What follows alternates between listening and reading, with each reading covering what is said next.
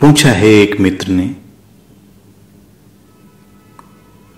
मैं जितना ध्यान में गहरे उतर रहा हूं उतना मैं अपने करीब तो आ ही रहा हूं, पर किसी रहस्यमय ढंग से मैं आपके करीब भी आ रहा हूं, परंतु ये बात मुझसे परे है। जो बात तुम्हारे सर्वाधिक निकट है उसे तुम कह रहे हो कि तुमसे परे है। हां, तुम्हारी समझ के परे है, क्योंकि यह समझने की बात नहीं है। समझकर इसे आज तक कोई समझा नहीं है, लेकिन पहली बार यह बात तुम्हें निकटता में लाती है।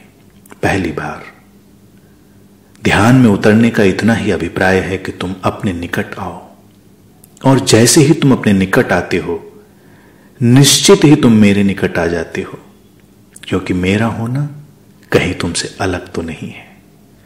तुम इससे विपरीत भी चलते हो। अगर तुम पहले मेरे निकट आने लगते हो, जो प्रेम का मार्ग है, तब भी तुम अपने निकट पहुंच जाते हो, क्योंकि दो कहां हैं। जीवन में साधना पथ पर दो ही मार्ग हैं, एक ध्यान का मार्ग, एक प्रेम का मार्ग। जब तुम ध्यान में पहले उतरते हो तो तुम अपने निकट आते हो, और फिर तुम मेरे निकट आ जाते हो। और फिर जब तुम प्रेम के मार्ग से चलते हो तो पहले तुम मेरे निकट आते हो और फिर अपने निकट आ जाते हो।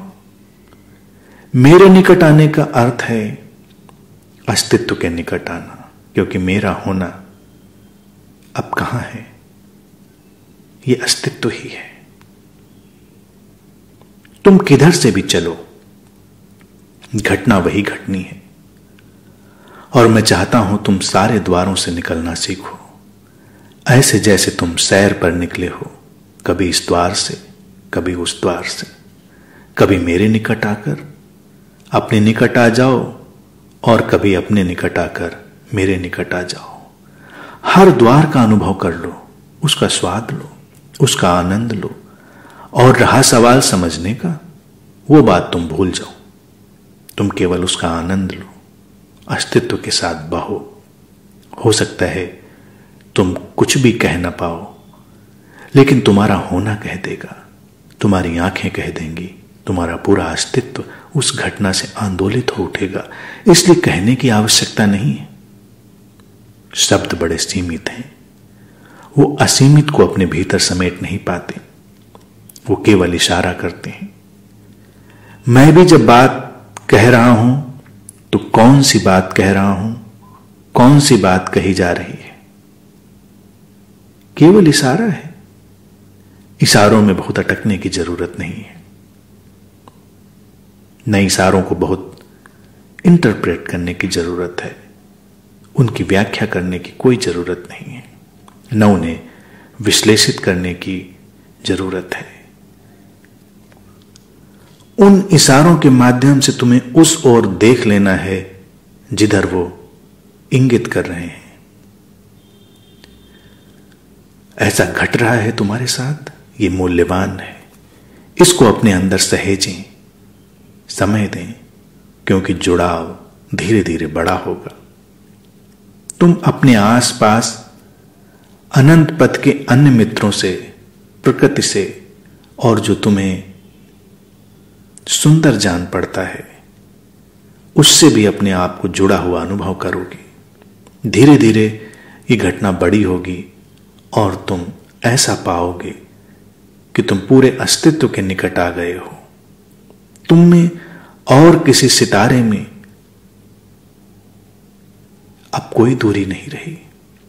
तुम में और अस्तित्व की किसी भी घटना में अब कोई दूरी नहीं रही। ये एक ही तरंग है, ये एक ही ऊर्जा का आंदोलन है, ये एक ही प्रवाह है जो इधर से उधर तक आंदोलित हो रहा है। ये एक ही सागर है जिसमें तरह तरह की लहरें उठ रही हैं।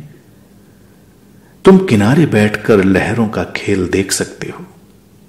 तुम घटनाओं के भी निकट आ जाओगे, उनके अंतरतम में उतर जाओगे। यह अभी जो अनुभव में आ रहा है, ये प्रेम की घटना है।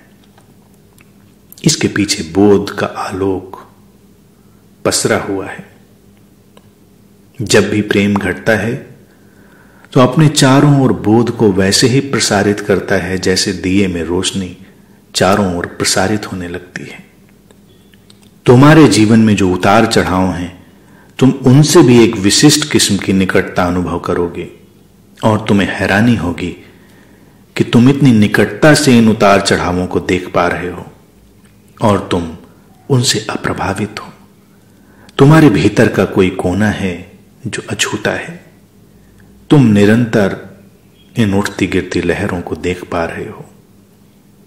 यही तो ध्यान है और यही अपने निकट आने का या मेरे निकट आने का मार्ग है।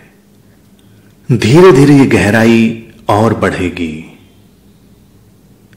और तुम देखोगे कि मेरे और तुम्हारे बीच की सीमाएं धुंधली होंगी और धुंधली होकर मिट जाएंगी।